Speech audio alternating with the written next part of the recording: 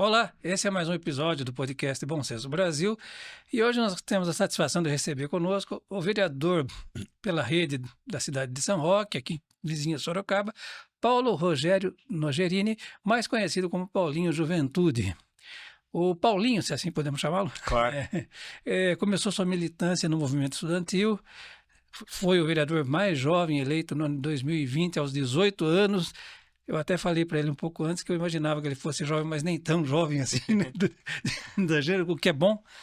E a gente fica muito feliz em poder recebê-lo para discutir problemas aqui de conjuntura, inserção da juventude, movimento jovem, né? Paulinho, bem-vindo. Obrigado pela sua presença aqui no Bom Senso Brasil. Não, obrigado vocês pelo convite. É um prazer estar aqui com vocês, poder bater esse papo. Eu começo perguntando qual que é, efetivamente, hoje a participação do jovem na política? Porque a gente já viveu momentos lá atrás em que o movimento estudantil foi mais atuante, nós tivemos exemplos, não é do seu tempo, mas dos caras pintadas e outros tantos. Como é que a juventude tem se comportado hoje diante desse cenário político que a gente vive?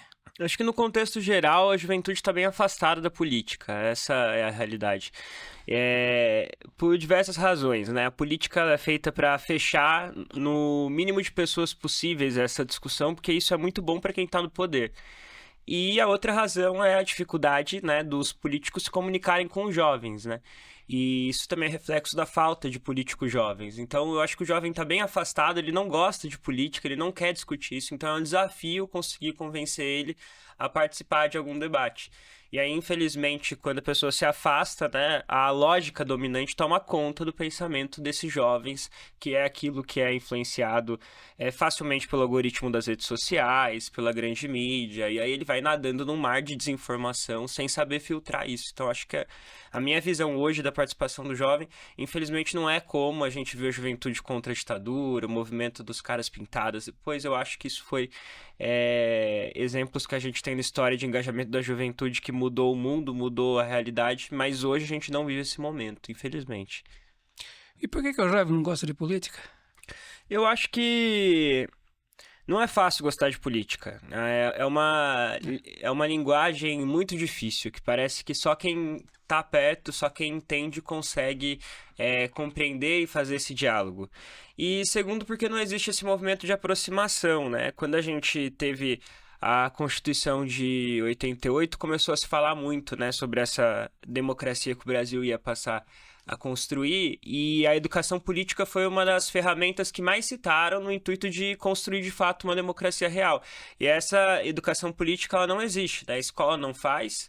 Em tese, pela lei, ela deveria ser feita pelos partidos políticos através das fundações partidárias, né? Então, o PT tem a Perseu Abramo, né? A Rede tem a Brasil Sustentável, o PSDB tem uma, o PL tem uma, todos têm que ter, destinam 20% inclusive do fundo partidário para essas fundações para elas promoverem educação política, e na realidade elas não fazem no geral, né? A Rede está começando a fazer um trabalho muito interessante, mas elas não fazem. E eu acho que não existe um movimento para trazer os jovens para perto desse debate. Ele se sente excluído pelo Estado, né? Pela força do poder público. E isso é um reflexo de como estão as nossas instituições. Quando a gente aprovou, eu acho que foi 2016, o Estatuto da Juventude. Talvez a discussão tenha começado em 2016 e terminado em 2019, mas foi construído o Estatuto da Juventude e foi justamente durante o período talvez em que os jovens mais participaram da política nos últimos anos, que foi aquele movimento do passe livre, que a gente viu aquelas manifestações explodirem, e construíram esse estatuto. E ele cita uma coisa interessante, que é durante a juventude, esse período da vida que o ser, né, o ser humano constrói a sua identidade cultural. E, consequentemente, por ele estar construindo sua identidade cultural, é o momento que ele emana muitas coisas, né? Ele precisa de acesso à cultura, que é o principal para você construir essa identidade, de acesso à educação. e muito disso é negado. Inclusive as formas de expressão cultural. Quando o jovem começa a se entender, de repente, como uma pessoa da comunidade LGBT, de repente, até nesse conceito da Simone de Beauvoir, começa a se entender como mulher e perceber os impactos desse mundo machista, quando ele começa a se compreender mesmo a sua realidade de classe, muitas vezes o Estado fecha as portas nesse sentido para que ele possa ter uma facilidade dessa compreensão. Então ele não gosta do Estado, ele não gosta da política, ele é completamente apolítico nesse sentido. Hoje você colocou essa questão aí muito da comunicação, a comunicação como ela é feita hoje, redes sociais, em que assim, você tem coisas boas, mas tem muita coisa que não serve para nada, tá? Isso aí tem atrapalhado, que o jovem ele tem não trabalhado, parece que isso tem dominado um pouco a cabeça do jovem, discussões que não tem nada a ver, vamos dizer assim, não agregam algum valor cultural. Você acha isso também? Eu acho que a gente tem um problema sério que as redes sociais não são reguladas, né? Então você tem um universo de informação que é enviado lá e o algoritmo, ele tá cada dia mais claro que ele privilegia umas ao invés de outras e essas informações que vêm sendo entregues contribuem, né, para esse pensamento dominante que a gente vive. Eu vejo a extrema-direita nadando com muita facilidade dentro da rede social, dentro da internet, enquanto a gente tem dificuldade de qualquer diálogo político dentro de qualquer outro campo, né? E pode ser moderado ou não, a extrema-direita está muito mais à frente nesse sentido. O universo de desinformações, as dificuldades dessas do Facebook, da Meta ou da própria X, conseguir estabelecer de fato um método de checagem dessas informações que são vinculadas, né? Foi anunciado recentemente que o Instagram vai começar a adotar, em vez daquele filtro que borra, né, notícia falsa e coloca lá uma fonte, ele vai começar a adotar a nota da comunidade, né? Que é basicamente, você viu lá uma informação que você acha falsa e você adiciona um comentário sobre isso, mas isso não é tão preciso assim. Então, eu acredito que sim, eu acredito que isso tem influenciado bastante os jovens, porque se a escola não informa sobre política, ele vai buscar se informar pelas redes sociais, e as redes sociais vêm se tornando um verdadeiro antro de mentira, desinformação e debates rasos. Então, isso é um risco muito grande. É claro que a gente também é possível utilizar as redes sociais para nadar na contramão disso, mas é um caminho muito mais difícil informar do que desinformar.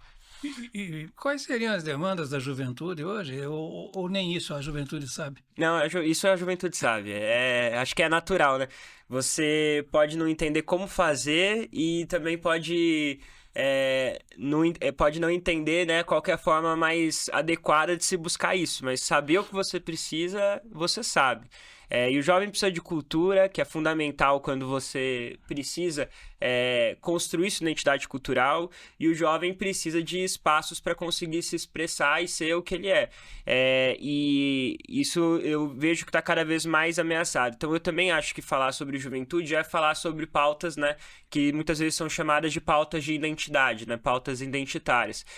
Quando você entra e dialoga com jovens, você percebe como pautas, mesmo que a gente esteja falando de uma juventude que pode não estar tão engajada politicamente, mas como pautas relacionadas ao direito das mulheres, relacionadas ao direito da comunidade LGBT, relacionados a questões raciais, pessoas negras, isso está presente no dia a dia da juventude como uma pauta que ele vive, não necessariamente uma pauta politizada. Mas eu acho que essa é uma boa ponte de acesso para a gente conseguir fazer os jovens estarem representados nesse debate político, pegar essas pontes que conectam a identidade das pessoas e levar elas para o centro desse universo. E aí, quando a gente fala de município, é fundamental um Conselho Municipal da Juventude, porque é uma ponte que você estabelece entre o poder público e a juventude para discutir políticas voltadas para o assunto. A prefeitura não vai saber o que o jovem precisa sem ter um grupo de jovens construindo ideias em conjunto com o poder público, sabe? Você colocou algumas pautas aí, eu estava até discutindo, a gente estava discutindo numa outra entrevista, né? Importantes, tá? Pauta questão de racismo, questão de mulher, da mulher, né? Pautas importantes do LGBT, muito importantes. Mas não está faltando um pouco de discussão em relação ao jovem, trazer o jovem para discutir também, não que não seja importante, não tem que ser discutido aqui, questões de viés assim mais econômico, viés mais profissional, por exemplo, que eu vejo muito o seguinte hoje no jovem, universitário. O universitário hoje, né, diferente do universitário do meu tempo, mas não era grande coisa também, tá? Não era grande coisa, mas hoje tá. Mas assim, hoje o pessoal, o jovem, ele está muito preocupado em fazer discussões, né? Mas ele está muito preocupado em fazer as festas, né? Como tem outros países também, a parte assim mais de lazer. E aí chega no grande evento. Qual é o grande evento? O dia da formatura, tá? Dia da formatura e tal, é festa e bacana, que maravilha. Aí vem o outro dia, ele tá com o canudo na mão, não sabe o que fazer. Ele fala, o que eu faço com isso agora? Não tá faltando a gente começar, o jovem começar a gente trazer mais o jovem para essa discussão? Porque o dia seguinte vai ser o próximo dia do resto de sua vida. E nesse dia ele não tem o norte.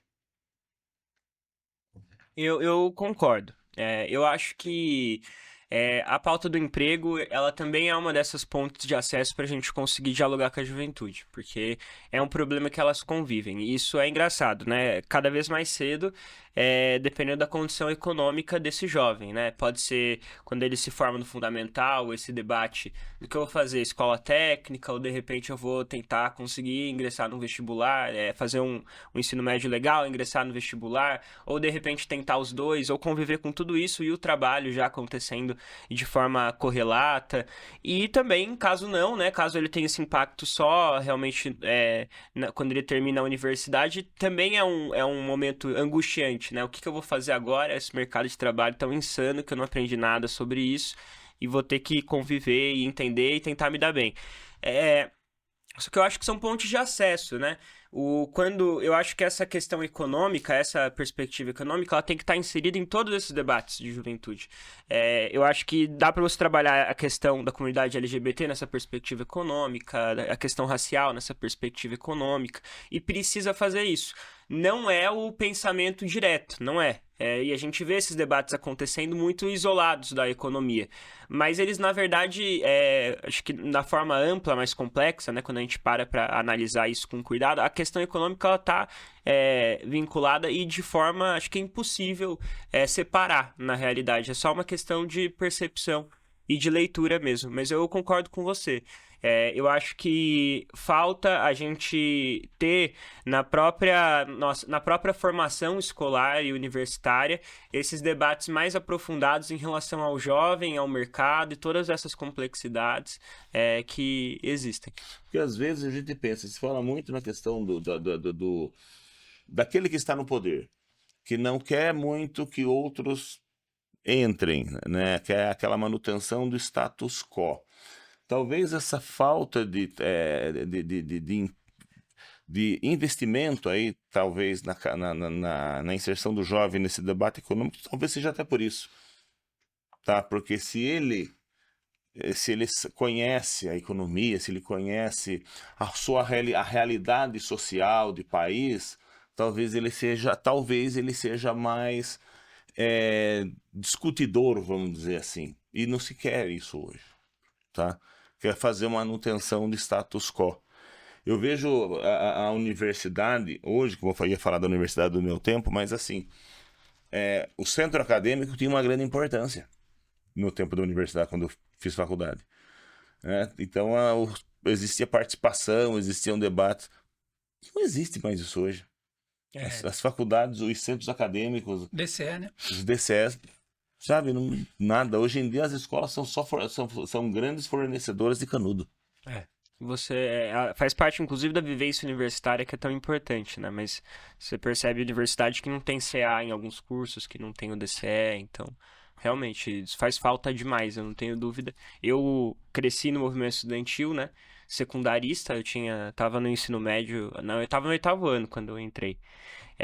A gente fundou uma entidade que abrangia estudantes de São Roque, Araçariguama, Vargem Grande, Ibiúna, Mairink e tem mais uma que eu tô esquecendo aqui, não veio na cabeça, eram 5.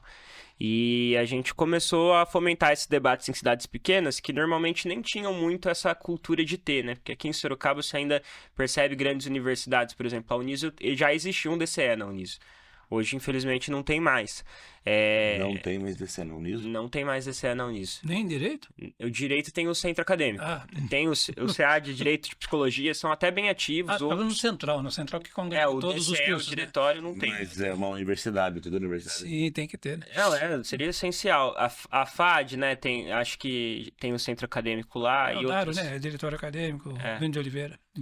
Então, mas em São Roque não tinha essa cultura, nem nas cidades do entorno. Então a gente tentou fomentar esse debate, construir uma entidade central, né? E começou a tentar fomentar Grêmio Estudantil, alguns centros acadêmicos também, porque era meio misto, secundarista e universitário. Se a juventude não tem um canal de interlocução com o poder público, que políticas públicas são praticadas hoje em relação à juventude? O que existe de concreto, de palpável? Pista de skate, área de lazer, o que é? Você tem essas políticas. Pista de skate não deixa de ser, porque você está falando de um esporte, uma cultura que o jovem ele aproveita e usa muito. Então, é uma obra para a juventude, né? Pode ter uma política no meio de escola de skate, de campeonato, de festival em cima disso. Aí já fica um negócio mais complexo. Agora, política para a juventude, existe uma plataforma para construir, que foi promulgada no Estatuto da Juventude, né? Então, se criou o Estatuto, se criou o Conselho Nacional de Juventude, o Plano Nacional de Juventude, o Conselho Estadual, o Plano Estadual, e a ideia é que o município tem o seu. O seu conselho, a sua política municipal, que vai ser debatida pelo conselho. Então você vai colocar numa mesa, e isso sancionado por lei, né? Um grupo de 10 pessoas, 5 jovens, compostos por vários segmentos da sociedade civil, e 5 membros do poder público, que podem ou não ser jovens, para construir políticas públicas. A gente construiu a nossa lei em São Roque, do Conselho Municipal da Juventude, num projeto que era do Instituto Votorantim. Era o Instituto Votorantim, o Instituto Governo Aberto e outras associações, assim. É uma contrapartida social que eles estavam fazendo, que era colocar jovens e discutir com jovens o que eles precisavam. A jovem vai estudar, aí eles chegaram na conclusão, olha, acho que o Conselho Municipal da Juventude em São Roque é o essencial para a gente começar. Aí eles procuraram alguns vereadores, né, dialogaram, a gente conversou, levei eles para uma reunião com o prefeito, e aí, porque o Conselho Municipal tem que sair com iniciativa do Executivo. E aí o Executivo enviou o projeto, a gente fez umas emendas, aprovou, e aí agora falta ter uma eleição para compor esses jovens que vão participar do Conselho. Mas nesses debates, uma das primeiras coisas que apareceram pós-Conselho era a juventude trabalhar numa política pública de bancos de empregos voltados para jovens, por exemplo. Então eu acho que o essencial é trazer o jovem para um espaço que ele possa pensar e ajudar a construir essas políticas. Mas eu acho que banco de emprego é fundamental, eu acho que espaços culturais para a juventude é fundamental, como pista de skate, como movimentos em São Roque, a gente apoia muito a batalha de rap do Largo dos Mendes. Eu acho que esses movimentos eles são tipicamente jovens, então eles são fundamentais de ser incentivados. Mas para isso não ser só um movimento isolado, precisa estar inserido dentro de um sistema, precisa estar sistematizado, organizado. Tipo, esse jovem começa aqui, ele vai para cá, ele tem oportunidade ali, e para isso precisa do conselho, é fundamental. Inclusive, houve épocas em que você recebia recurso do governo federal e do governo estadual se você tivesse o conselho na sua cidade. Eu devia ter perguntado antes, o que é jovem exatamente? Qual que é a faixa etária que atende essa Pelo Estatuto da Juventude, a juventude começa aos 15 e vai até os 29 anos. 29? A ONU tem um conceito mais abrangente. A ONU, se eu não me engano, leva até os 35. Bom, então estamos dentro. Dá para comemorar. Estamos dentro. A gente ouviu muito, sempre ouve, né? De que o futuro do país está na mão da juventude. A juventude declinou dessa honraria ou ainda acredita nisso? Eu acho que... Eu não gosto de quando a gente coloca a juventude no futuro. Eu acho que talvez esse seja o problema. Tratar a juventude como espaço de transição para um dia ela estar no poder, para um dia ela começar a pautar o mercado de trabalho, a pautar as cidades, né, a política. Eu acho que a juventude é o agora mesmo. A juventude está aqui, eles estão vivos, estão trabalhando, estão estudando, estão participando dessa economia de forma indireta ou direta, em raros momentos, mas o jovem está aí, ele está aí hoje. Então eu acho que esse é um dos problemas. Quando a gente pensa a juventude no futuro, a gente pensa o jovem quando ele não vai ser mais jovem. Então, talvez esse seja o real motivo da gente ter tanta ausência de coisas para a juventude, né? Na realidade, seguindo nessa linha, é uma coisa interessante que a gente fazia, né? Tipo, eu fiz faculdade, né? Primeiro fiz administração, me formei acho que com 21 anos. Você formado, não era jovem, mas com 21 anos você era homem, você tinha que correr atrás, tá? E hoje essa questão do jovem, e nessa linha que você está falando, que é algo que eu estou percebendo, assim, não, deixa para depois. Não, tem que fazer agora. O jovem tem que se formar agora. Porque senão, a hora que ele não for jovem e se não tiver uma boa base, velho, ele não vai produzir nada. É isso. Tem que fazer hoje. Hoje é o problema dele. Você tem que resolver o problema dele hoje. E hoje a gente vê muito, infelizmente, parece que aquele pensamento de o Brasil é o país do futuro e nunca chega esse futuro. Exato, é a mesma... Vão jogando a mesma coisa pro jovem, não joga o futuro. Velho, não, o jovem tem que resolver agora, tá? Como eu falei, eu formado com 21 anos, eu já tinha minha vida, trabalhava, tá? Hoje você vê o pessoal com 25, 26, 27 anos em casa ainda. Sabe? Mas é verdade. Sim. Sabe? Não, eu não sei ainda. Como não sabe? Você tem que correr atrás. Mesmo porque, se você esperar esse tempo passar, a hora que você abrir o olho, acabou. Aí você tá velho. Tá? Aí você já passou do tempo. Outro pegou o seu lugar. Então a gente tem que trabalhar muito essa questão de jovem, ver as pautas aí, trabalhar a cabeça do jovem hoje, trazer o jovem, inserir o jovem na resolução de problemas, porque um jovem de 20, 21 anos não é uma pessoa sem experiência. Ele é uma pessoa com experiência. Claro. Tá? Tem pessoas, dependendo do... Você pode fazer um concurso público com 21, 22 anos, 23 e virar um juiz. Pode. Tá? Então não é essa história de não, futuro não, agora. Então acho que hoje nós temos que trabalhar o jovem hoje. Ver quais são pautas, inserir. E agora mais uma pergunta. Escola. Você colocou, né? Hoje no Brasil você tem essa questão, esse problema de educação, tá? Você recente aí na educação, né? Sai há pouco tempo. A gente já saiu um pouquinho depois, um pouquinho mais. Mas assim, a queda na qualidade da educação, eu estudei em escola pública. Excelente escola pública. Hoje, né?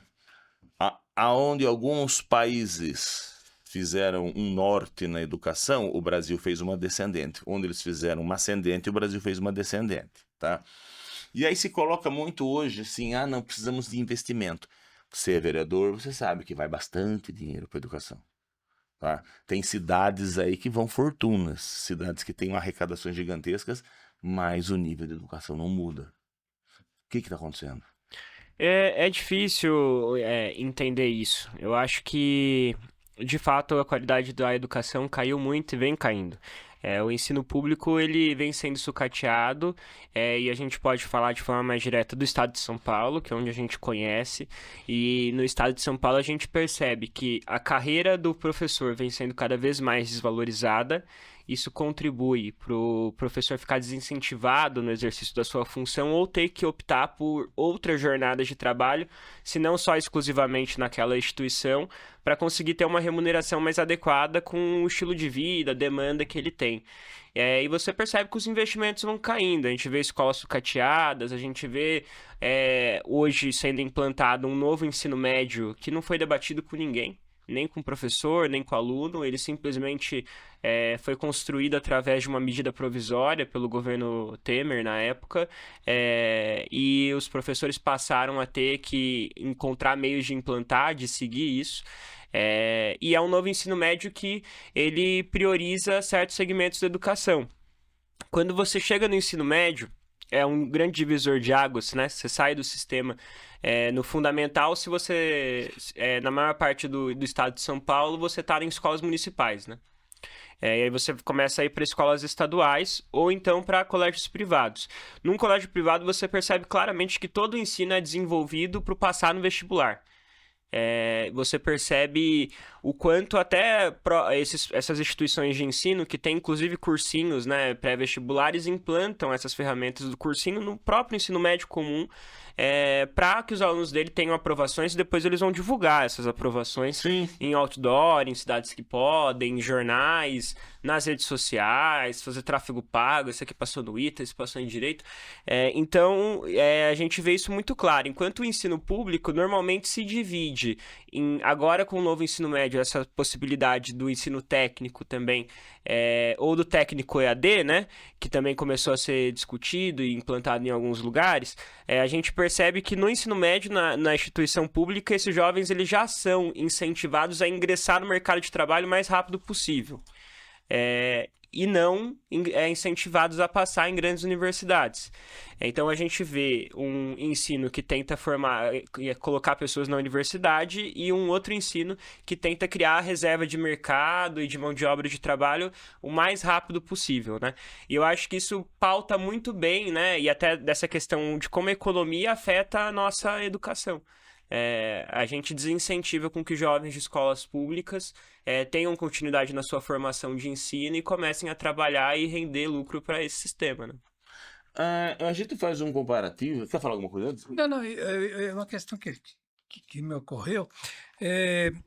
A gente vive, né, já não de hoje, infelizmente, esse contexto da polarização, né, esquerda, direita, esquerda, enfim.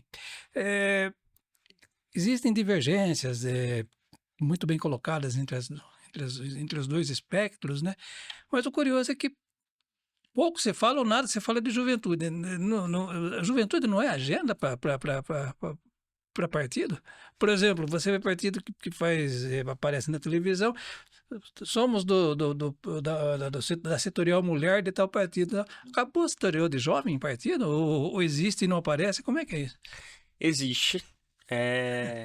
Principalmente nos partidos de esquerda, e alguns partidos de direita começaram também a investir nisso, mas é muito enfraquecido. A juventude de partido hoje, ela vira um espaço para o jovem, enfim, eu acho que não tem problema falar, né? Para o jovem não encher o saco. Então, esse jovem tá me dando muito trabalho, ele tá aqui querendo meter a mão nas coisas, deixa ele começar a decidir, deixa ele na juventude ali, que ele vai lá disputar um DCE e um centro acadêmico, se não tem... Começa assim. Mas não tem um investimento nem para ele fazer essa disputa de centro acadêmico, de DCE. Então, é um local que hoje funciona dessa forma e é até engraçado ver o movimento estudantil hoje, que parece até um ciclo vicioso em que esses métodos se repetem e você não tem um debate político direto, né? É aquela coisa de disputar o disputar o UNE, e, enfim, sempre os mesmos resultados acontecem, né? A gente tem ao JS do PCdoB, que na época de você já devia ser a maior juventude, ela ainda é a maior juventude, está sempre na direção da UNE, e o resultado sempre é esse, né? Então, eu gosto da Rede por algumas razões. Primeiro porque, talvez por ser um partido pequeno, né? O partido mais novo do Brasil é a Rede, mais novo, inclusive, do que o Partido Novo. E não é mais novo que a UP, né? É verdade, tem essa. A UP agora, que tinha essa ligação com o PCR, eles fizeram essa unidade popular, um partido, então a UP é mais nova. Mas a Rede é um partido novo, então tem muito espaço. E esse espaço são espaços que, né, são muito ocupados por jovens. E você percebe isso nas direções da Rede, que os jovens têm esse espaço. E até pouco tempo atrás, a Rede não tinha juventude. Até porque esses jovens estavam no partido. Foi em 2022, durante a campanha da Marina de deputada federal, que tinha muitos jovens articulados na campanha dela, que a gente resolveu criar a Juventude em Rede no estado de São Paulo, e a gente começou a tentar fomentar isso pelo Brasil, auxiliamos a criação de outras juventudes, e Isso é interessante porque a juventude da rede ela já nasce numa ideia de que é importante estar presente no movimento estudantil, porque é o que toda a juventude faz e é a forma da gente ser reconhecido e ser visto, mas é importante também a gente estar em outras disputas, né? Então começa a se pensar a candidatura de jovem em algumas cidades, né? Então vamos colocar esse jovem em Câmara Municipal, vamos colocar na Lesp, começa a se pensar esses movimentos climáticos que também estão muito associados à rede de sustentabilidade, né? E é a questão, a pauta do momento. Então, eu gosto da juventude da rede porque ela nasce sem esse viés, né? Mas, ao mesmo tempo, sempre periga essas disputas para não se tornar isso, né? Uma linha mais isolada do partido para a gente ir colocando jovens, né? Vamos que você falou da parte climática, né? A pauta climática hoje. Como você está vendo hoje o Ministério do Meio Ambiente, né? Com uma preocupação que essa sempre foi uma preocupação da Marina, o crescimento dela sempre foi nessa questão ambiental.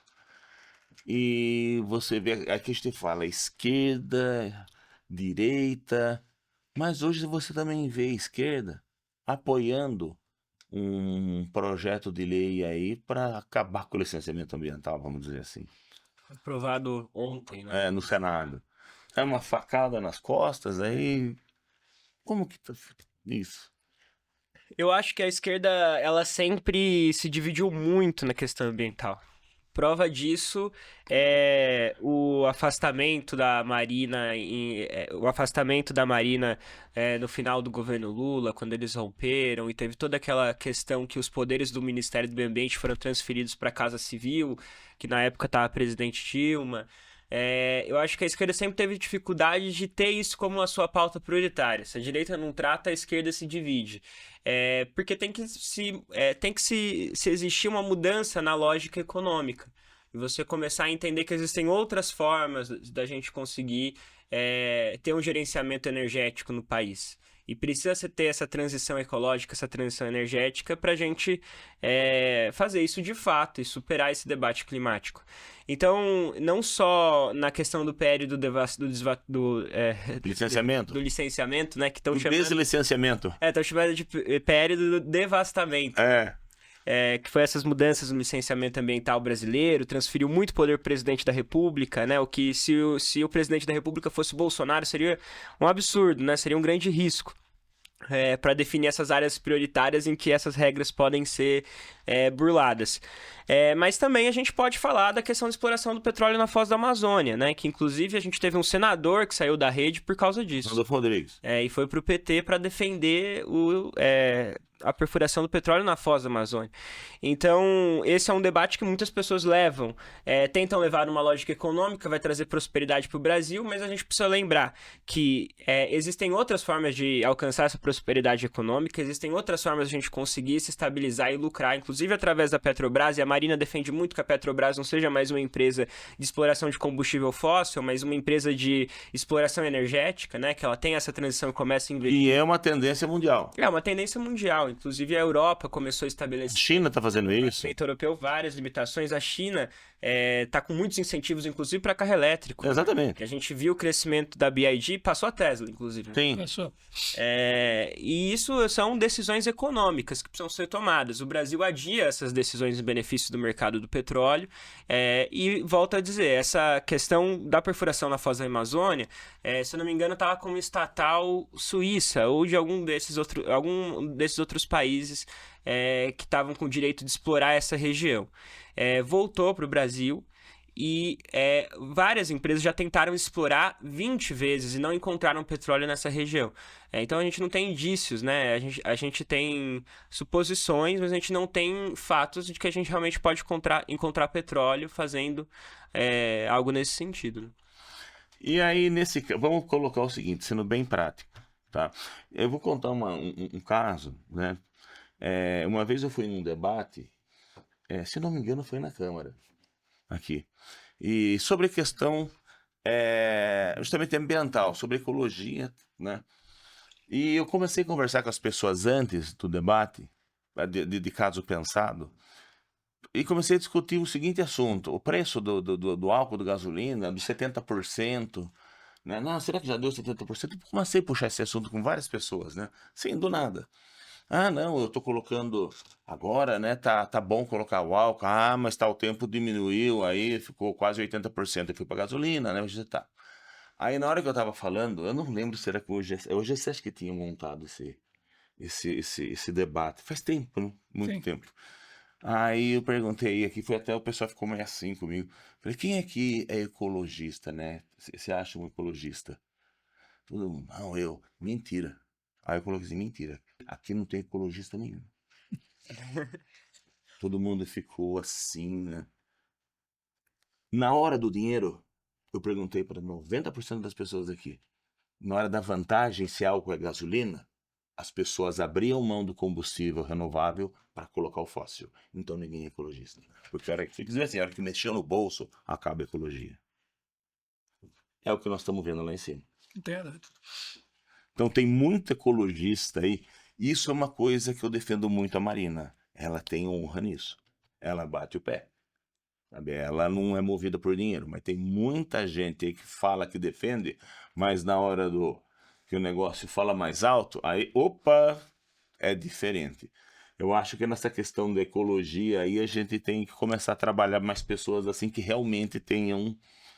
Não estou dizendo que não tem que haver o interesse econômico. Tem. Você tem como você trabalhar a sustentabilidade de forma econômica. Mas tem situações em que você vai, por exemplo, você vai extrair minério num rio da Amazônia, você vai destruir. Pronto, acabou. Não tem. As atividades são incompatíveis. Então não tem como. Então você tem outras formas de fazer. Como, por exemplo, fez a África do Sul. A África do Sul transformou todos os parques. Lá se exploram os parques da África do Sul. Eles ganham 10 vezes mais dinheiro que o Brasil. Preservam o meio ambiente, fazem o meio ambiente virar um recurso natural e econômico e preservam. Mas aqui não, aqui parece ter que destruir para querer ganhar alguma coisa. Isso, infelizmente... Acontece.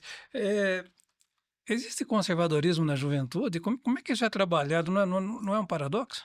É paradoxal, eu acho. Eu acho que sim, mas existe. Inclusive o debate do porquê isso é paradoxal também é interessante. A gente pode falar disso depois, mas a gente vê muito a extrema-direita dialogando com jovens. Eles estão fazendo isso muito bem. Essa é a verdade.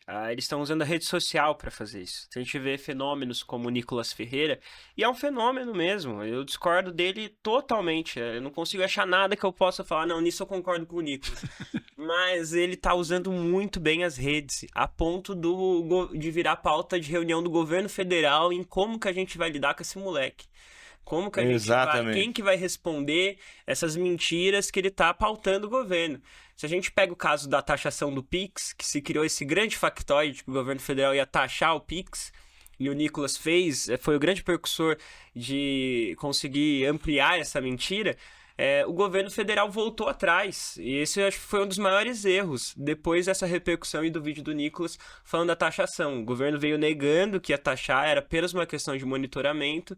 Veio esse vídeo do Nicolas Ferreira e dias depois o governo volta atrás de fazer esse monitoramento. A gente vê muito na rede social a crescente, e aí eu não sei se vocês conhecem, mas o movimento Red Pill, né? E isso está muito... o grande alvo disso são adolescentes.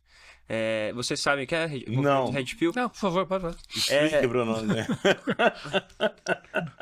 É que a gente é velho, não temos tempo. Não, e eu acho ótimo vocês não saberem. Peraí, deixa eu perguntar para quem nos assiste. Selene e Gabriel, você sabe o que é Red Pill? Vocês não sabem. É isso mesmo, sorte. Mande bala. Era o movimento Red Pill, o nome vem do filme Matrix. Tá. E aquela cena, né, que ele fala, você tem a pílula azul que você vai acordar como se tudo isso fosse um sonho e viver nesse mundo de fantasia, você tem a pílula vermelha para você acordar para a realidade, né? Qual que você toma? E o movimento Red Pill, ele surge nessa narrativa de querer trazer verdades, né? E acordar homens que, de alguma forma, estão perdendo a sua masculinidade porque estão vivendo num mundo que está sendo influenciado por uma ideologia das mulheres. Nossa! E... Verdade. Inspiração, E, enfim, eles começam a criar teorias da conspiração enormes, né? Pra justificar o porquê que esse mundo é das mulheres. Deixa eu perguntar estão uma coisa. perdendo. É sério? É seríssimo. Pra eles é seríssimo. Mas vira piada também. Vira muito piada. E assim. Pera aí. Gabriel, você tomou a pílula? Mas... E isso é um movimento que se popularizou muito entre jovens, homens jovens, que na maioria das vezes, e aí vem outra coisa que talvez vocês não saibam o que é, que se denomina um incel.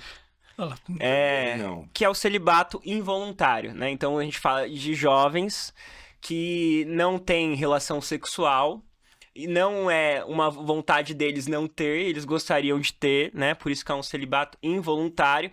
Mas justamente por esse mundo que é tão pautado pelas mulheres, eles não conseguem ter relações sexuais.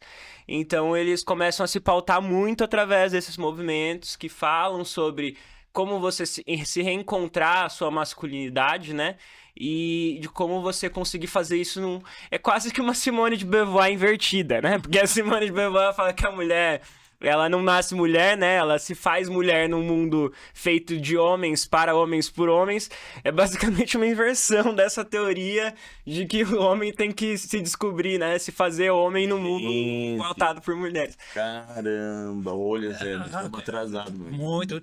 Agora, por que essas questões, por mais descabidas que sejam, elas encontram ressonância na juventude e debates mais lúcidos, consistentes, como esse que nós estamos tendo aqui, e também, pela sua percepção, não? Eu acho que o jovem, ele é naturalmente, pelo contexto social, né? Porque é isso, né? É engraçado. O Aristóteles tinha uma frase, ou seja, o Aristóteles lá na Grécia Antiga, ele tinha uma frase que falava de forma negativa, né? Reclamando do fato do jovem ser tão rebelde. Desde aquela época já se preocupava com o jovem? Eu não sei qual é a frase, mas se vocês buscarem aí Aristóteles falando da juventude, vocês vão encontrar. E o Che também tem essa frase, né? E isso um pouco mais recente, lá pra, enfim, 1950, eu não sei exatamente a data da frase, mas nessa faixa, fala de ser jovem e não ser revolucionário é uma aberração genética, né? Então a gente vê muitos momentos em que juventude vem sendo pautado como uma característica de ser rebelde. E eu considero que seja assim, e se eu não me engano tem um artigo que fala isso, e eu acho que o nome da professora é Maria Glória Grom. Posso estar enganado em relação à pronúncia, um detalhezinho. Mas ela tem um artigo que ela faz esse paralelo de várias gerações e por que o jovem sempre é retratado dessa forma. E ela aponta que a juventude é um momento em que você emana muito da sociedade.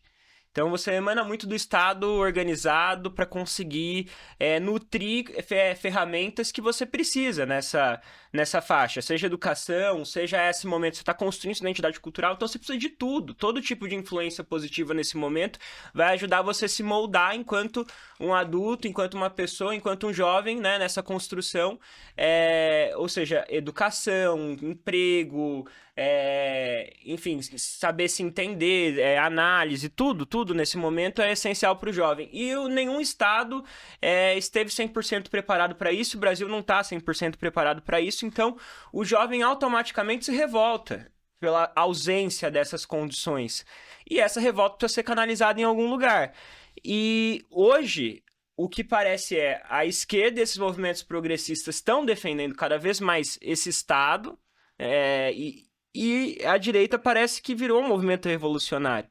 A direita parece que está questionando 100%, totalmente o Estado, e a esquerda está atuando nessa defesa. É só fazer esse paralelo. A gente nunca viu a esquerda, e com razão faz, defender tanto o STF, defender tantas instituições republicanas. A gente está tendo que fazer esse paralelo de defesa, enquanto a direita está se colocando nessa posição de questionar. E isso parece uma ideologia revolucionária. Não é, na verdade é completamente reacionário, mas parece, se fantasia disso. Então, esse discurso que cai num jovem que tá despolitizado, mas nessa situação de revolta, esse discurso vende. Assim como esse discurso incel vende, o jovem tá lá, e ele tá nesse momento que ele tá descobrindo relacionamentos, e já tá, e tá nessas tentativas frustradas, vem alguém falando pra ele que isso não é culpa dele, é culpa disso, ele precisava de alguém pra botar a culpa, perfeito, a culpa é das mulheres. Então é isso. Família ainda é uma barreira para jovem em relação com pai e mãe, cuidados excessivos. Sempre, né? Sempre vai ser. Eu acho que sim. Sempre vai ser porque é uma geração se contrapõe à outra, né? E eu acho que é até um pouco freudiânico isso, né? Eu me dei tão bem com meu pai e com a minha mãe. Eu É. também. Mas eu não tinha celular, não tinha computador. Então, mas aí vai aquela coisa que você falou hoje. A quantidade de informações que tem, e não realmente boas informações, você colocou a questão do deputado.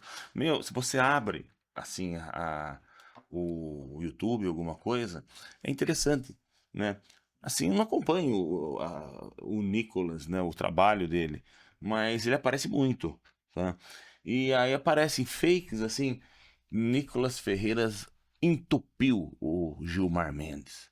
Nicolas Ferreira deu um banho em Alexandre de Moraes. Nicolas Ferreira deu um banho numa atriz da Globo. E você vê assim, o cara, ele pegou numa discussão e o cara contando, é tudo mentira. Não é nada disso, Não teve né? nenhuma discussão.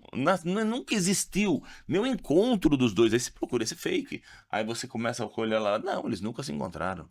Mas isso tá tão poluído. E as pessoas acreditam. Acreditam. E não assiste. Sabe? Não assiste tudo, não vai- Sabe? Eu vejo assim, esses dias eu fui na academia. E aí pessoas assim, que não são jovens, tá? Você viu lá, falando de uma dessas aí, a surra que ele deu no debate lá. Que debate? Não, tá lá, ele debateu, nem lembro com quem. Eu falei, mentira, velho. Não, é mentira. Não, tá lá no debate e tal. Aí eu procurei ver, falei, velho, isso aqui é fake. Pessoa assim, formada. Hoje tá uma situação, essa questão da rede social, essa questão do fake que está deturpando a realidade dos fatos, tá? Totalmente. Aí não sei se vai valer Red Pill, se ele tá na realidade, o que vai ser Pelo isso? jeito. Mas meio complicado. Uma questão, a gente falou assim falando de escola, a gente falou assim da pista de skate, né, do negócio. Não falta, assim, no Brasil, assim, principalmente ensino médio, até a 8ª série, que antigamente era o ginásio. Era o ginásio. Primeiro grau, né? Era o primeiro grau. Eu já era primário e ginásio, depois virou o primeiro grau. Mas assim, quando você vê países desenvolvidos, vou fazer um exemplo, Estados Unidos. Estados Unidos e Brasil, a formação do povo foi meio parecida. Ele é bem miscigenado, né? Só o PIB que, né, tá bem diferente. Mas assim, quando você vê a escola americana, eles têm um trabalho, tá? Não é um trabalho profissional, mas tem para ver assim interesse, eles têm um trabalho muito grande na parte de esporte e na parte de cultura, teatro. Eles investem muito. A escola tem isso até na grade horária, na grade curricular, né? Desculpe. E no Brasil não tem. Não está faltando inserir um. E aí você cria uma situação interessante, você cria interesse do aluno. E quando você começa a colocar algumas atividades extracurriculares, mas que lá são curriculares, eles gostam de esporte, gostam de teatro, parece que o interesse do aluno é maior, ele rende mais. Não falta isso um pouco no Brasil também?